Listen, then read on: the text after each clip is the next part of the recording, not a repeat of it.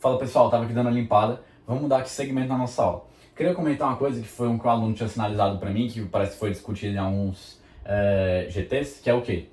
Qual é a diferença da composição do filtrado? Isso vai ajudar justamente a exemplificar, explicar, a entender melhor essa parte do filtrado que eu falei. Qual é a diferença da composição do filtrado de uma pessoa em condições fisiológicas para uma pessoa portadora de diabetes? Aqui no caso, diabetes mellitus, tá? Vou botar aqui o M. Tá? Então qual vai ser a diferença desse filtrado? Vamos entender aqui. Já apresentei a membrana glomerular para vocês, então acho que vai ficar mais fácil. Mas vou aqui só para exemplificar. Aqui está chegando o sangue.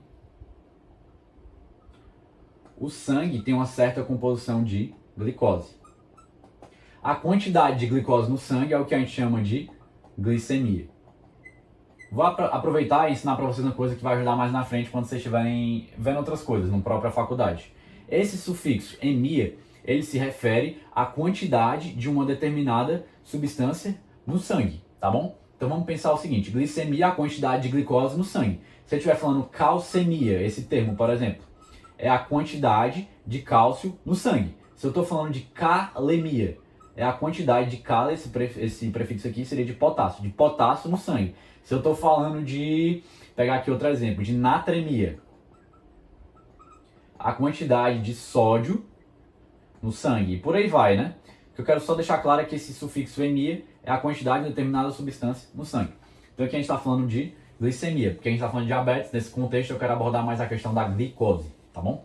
Vamos pensar o seguinte, só para esclarecer. Em condições fisiológicas, aqui o intuito não é só de diabetes, mas vamos só entender o seguinte. A concentração de glicose no sangue, ou seja, a glicemia de uma pessoa em condições fisiológicas em jejum, geralmente é o quê? Vou colocar aqui uma faixa de 90 mg por decilitro, tá bom?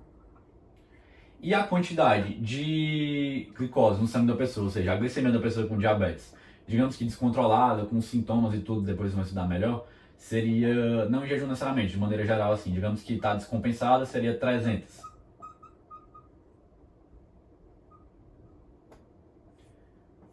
Então o que acontece? Já estava conversando com vocês, aqui vai ser o ponto central para a gente conseguir entender isso. A membrana glomerular, ela filtra, né, deixa passar praticamente livremente a glicose.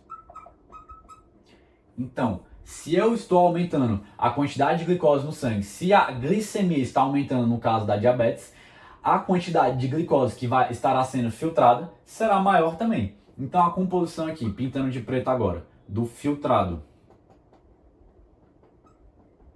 de uma pessoa com diabetes mellitus vai ser a composição a quantidade de glicose, né? Vou botar aqui que glicemia seria no sangue, né? A quantidade de glicose aqui nesse filtrado vai ser maior do que a quantidade de glicose que a gente esperaria encontrar no filtrado de uma pessoa em condições fisiológicas. A gente vai entender isso, eu vou abordar mais pra frente, que, digamos, se vocês tiverem a dúvida depois também, vocês podem me procurar que eu explico melhor. Mas que na urina de uma pessoa com diabetes, a gente pode ter uma quantidade aumentada de glicose. Principalmente se essa pessoa estiver descompensada, não estiver sendo tratada. Por quê, Pedro? Porque acontece que a gente vai ver que, principalmente no túbulo proximal, guardem isso, a glicose vai ser reabsorvida.